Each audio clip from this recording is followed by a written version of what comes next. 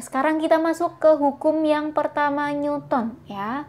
Di sini ada bunyi hukum Newton. Yang pertama, jika resultan gaya pada suatu benda sama dengan 0, maka benda yang diam akan tetap diam dan benda yang bergerak akan tetap bergerak dengan kecepatan tetap, selama tidak ada gaya eksternal yang mengenainya. Ya. Oke, resultan gaya masih ingat tadi ya? Resultan gaya tadi apa?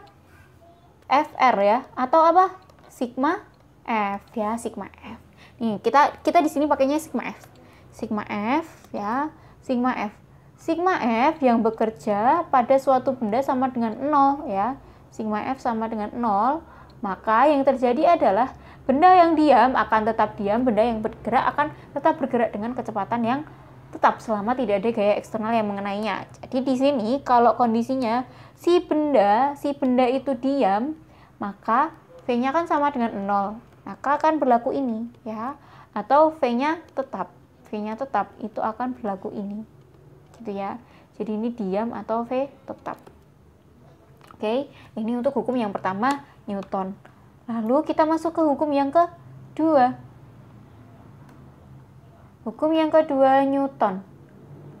Oke.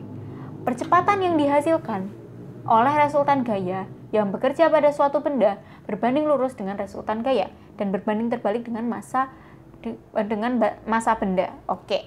Berarti di sini kita bisa tuliskan ya, percepatan itu adalah A, acceleration ya, masih ingat yang dihasilkan oleh resultan gaya yang bekerja pada suatu benda berbanding lurus dengan resultan gaya. Berbanding lurus berarti dia sebanding gini ya. A sebanding dengan sigma F ya. Dan berbanding terbalik berarti A sebanding terbalik dengan M ya, atau A sebanding dengan 1/M.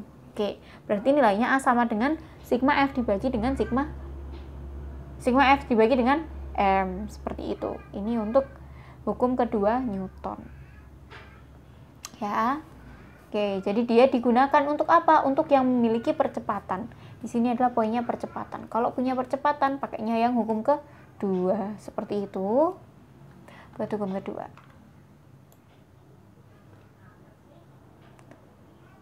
Sekarang kita akan melanjutkan tentang hukum ketiga Newton. Hukum ketiga Newton, jika benda A mengerjakan gaya pada benda B, maka benda B yang mengerjakan gaya pada benda A yang besarnya sama, tetapi arahnya berbeda. Oke, jadi di sini ada dua benda ya. Ada benda yang pertama, ini benda A, lalu ini benda B. Misalkan ini tembok ya, tembok. Nah, si A mengerjakan gaya ke sana, kepada benda B, maka benda B akan mengerjakan gaya pada benda A. Ya, akan dibalikkan. Akan dipantulkan si bola tersebut ya, dipantulkan oleh benda B. Nah, di sini berarti ada dua gaya yang berlaku. Yang pertama adalah gaya yang berasal dari A. A mengenai B, ya, ada gaya yang nilainya positif karena diarahnya ke kanan, lalu dibalikkan lagi, ada F yang nilainya karena dibalik nilainya negatif. Oke, berarti di sini kita bisa tuliskan persamaan dari hukum ketiga Newton yaitu adalah F aksi sama dengan F reaksi. Tapi di sini nilai arahnya berlawanan, karena arahnya berlawanan ditulis minus. Ini adalah hukum ketiga Newton. F aksi sama dengan min F reaksi.